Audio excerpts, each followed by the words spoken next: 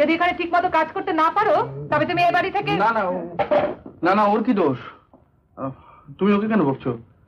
শ্রীধর, তুমি কিছু মনে করো না, তুমি যাও।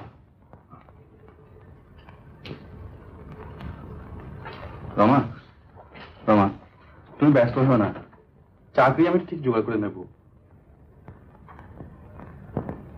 আচ্ছা, চাকরির জন্য তুমি এত ব্যস্ত হয়েছো কেন? ব্যস্ত?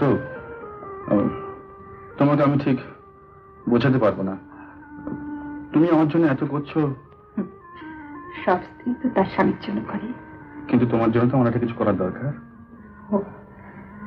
কিচ্ছু করতে হবে না, চলো।